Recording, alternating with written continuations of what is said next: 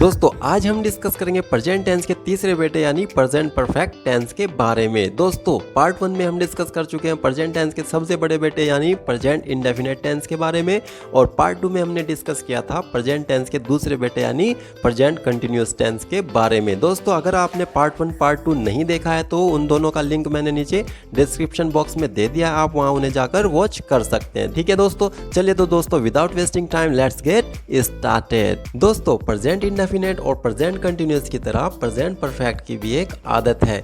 ये अपनी भाषा में हमेशा चुका है, चुकी है, चुका हूँ, चुकी हूँ, चुके हैं या फिर शब्दों के अंत में या है, ए है, ई है आदि शब्दों का प्रयोग करता है। यह ऐसा इसलिए करता है जिससे कि हमें पता चल सके पास्ट में जो काम शुरू हुआ था वो प्रेजेंट में कंप्लीट हो चुका है। ठीक है दोस्तों, प्रेजेंट परफेक्ट की वाइफ वर्ब है जो हमेशा थर्ड फॉर्म में रहती है। इनके दो बेटे हैं, एक हैज़ दूसरा हैव। जब कोई सिंगुलर आता है तो उसके साथ हमेशा हैज़ जाता है, और जब कोई प्लूरल आता है तो उसके साथ हमेशा हैव जाता है। एक खासियत और है, यदि इनकी फैमिली से कोई छोटा मोटा सवाल जवाब करे जिसका जवाब हाँ में देना हो तो हैज़ और हैव दोनों जवाब देने जाते हैं। यदि कोई सिंगुलर आता है तो हैज़ आगे जाता है जवाब देने, यदि कोई प्लूरल आता है तो हैव आगे जाता है जवाब देने के लिए। लेकिन अगर इनकी फैमिली से कोई ज़्यादा सवाल जवाब करे तो WH फैमिली से ताल्लुकात रखने वाले इनके पास कुछ नौकर हैं जो जवाब देने के लिए हमेशा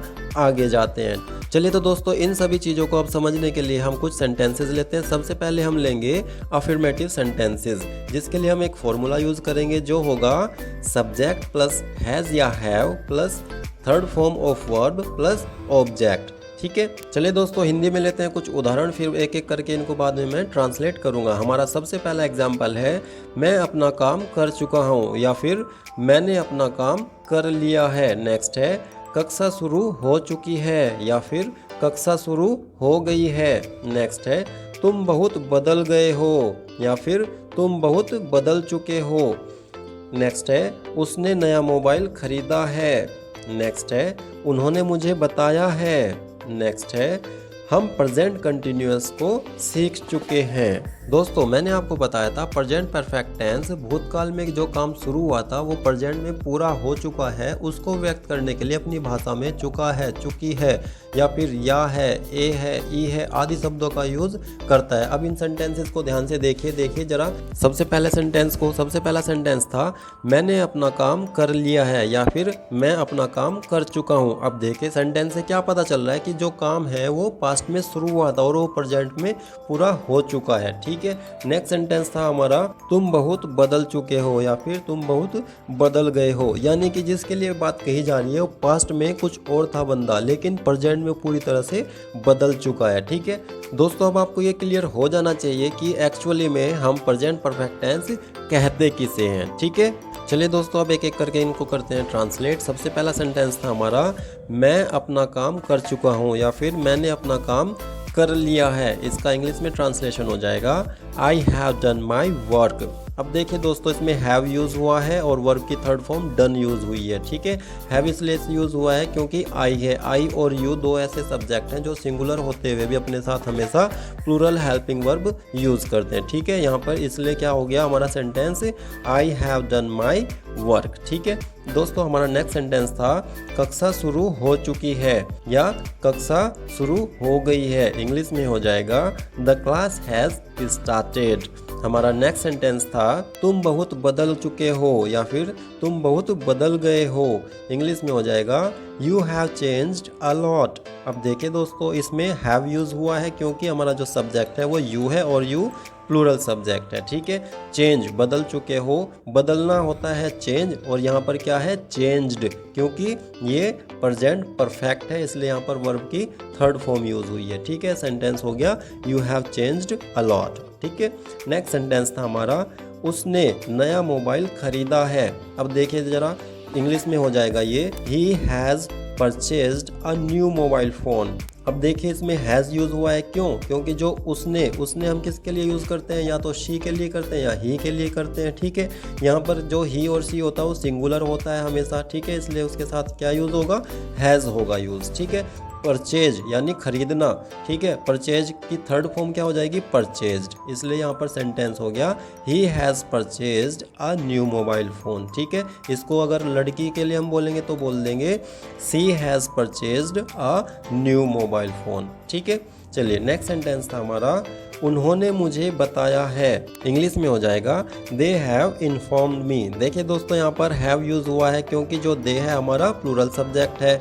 इन्फॉर्म की थर्ड फॉर्म यूज़ हुई है क्योंकि ये प्रेजेंट परफेक्ट टेंस है, ठीक है। इसलिए सेंटेंस हो गया दे हैव इन्फॉर्म्ड मी, ठीक है। हमारा नेक्स्ट सेंटेंस था हम प्रेजेंट कंटिन्यूअस को सीख चुके हैं, इंग्लिश में हो जाएगा we have learn present continuous tense. देखिए दोस्तों हैव यूज हुआ है क्योंकि जो वी है वो प्लूरल सब्जेक्ट है। लर्न क्या होता है, सीखना, उसकी थर्ड फॉर्म क्या होगी, लर्न, ठीक है।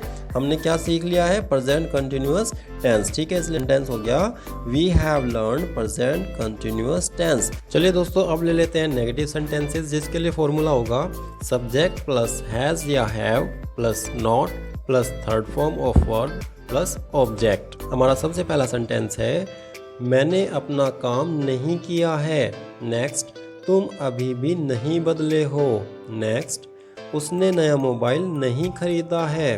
नेक्स्ट उन्होंने मुझे नहीं बताया है। नेक्स्ट हमने प्रेजेंट कंटिन्यूअस नहीं सीखा है। नेक्स्ट कक्षा शुरू नहीं हुई है।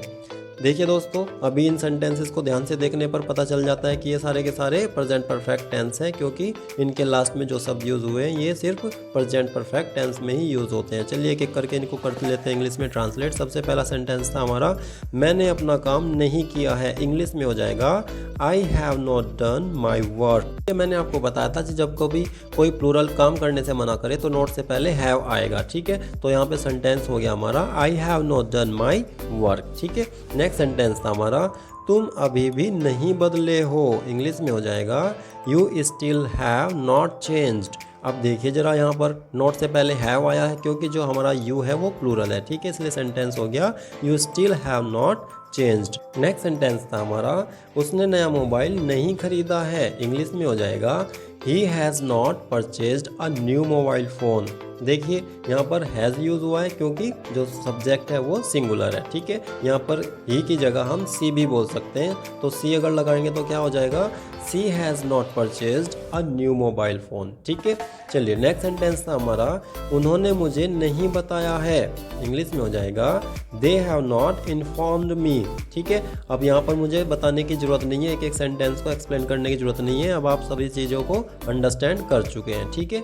नेक्स्ट सेंटेंस था हमने प्रेजेंट कंटिन्यूअस नहीं सीखा है, इंग्लिश में हो जाएगा we have not learn present continuous. यहाँ पर हैव हुआ है यूज़ क्योंकि जो वी है वो प्लूरल है, ठीक है। नेक्स्ट सेंटेंस था कक्षा शुरू नहीं हुई है, इंग्लिश में हो जाएगा the class has not started. अब यहाँ पर क्लास क्या है, सिंगुलर है, ठीक है। क्लास कभी प्लूरल नहीं होती, इसलिए सेंटेंस हो गया हमारा the class has not started. चलिए दोस्तों अब लेते हैं कुछ सिंपल इंटरोगेटिव सेंटेंसेस, जिसके लिए हमारा फॉर्मूला होगा हैज़ या have plus subject plus third form of verb plus object plus question mark. चलिए सबसे पहला एग्जांपल है हमारा क्या मैं अपना काम कर चुका हूँ।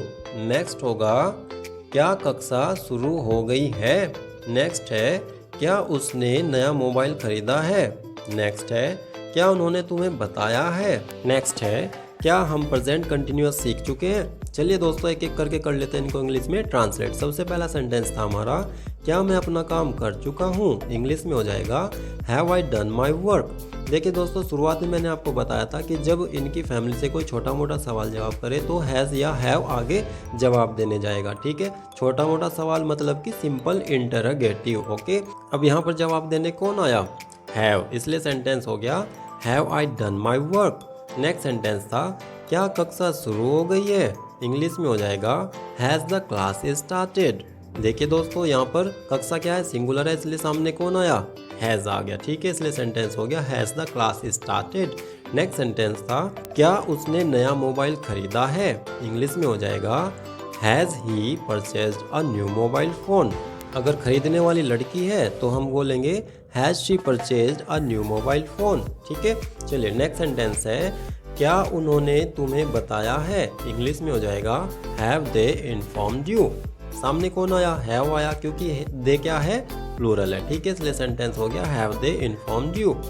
नेक्स्ट सेंटेंस था क्या हम प्रेजेंट कंटिन्यूअस सीख चुके हैं, इंग्लिश में हो जाएगा have we learn present continuous tense, ठीक है।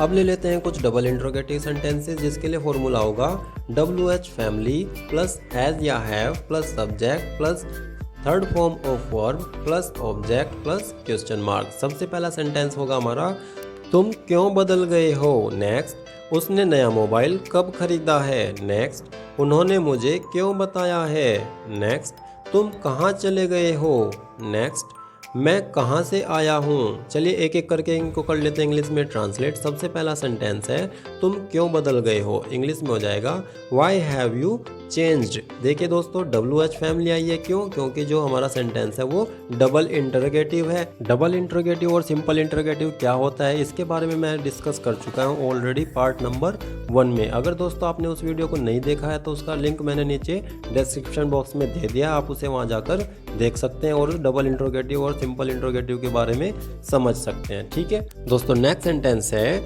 उसने नया मोबाइल कब खरीदा है, इंग्लिश में हो जाएगा when has he purchased a new mobile phone. देखिए दोस्तों WH फैमिली आई है सामने, क्यों, क्योंकि डबल इंटरोगेटिव है और डबल इंटरोगेटिव में जवाब देने सबसे पहले कौन आता है, WH फैमिली के सदस्य, ठीक है। अगर खरीदने वाली कोई लड़की है तो हम कैसे बोलेंगे सेंटेंस, तो हो जाएगा when has she purchased a new mobile phone.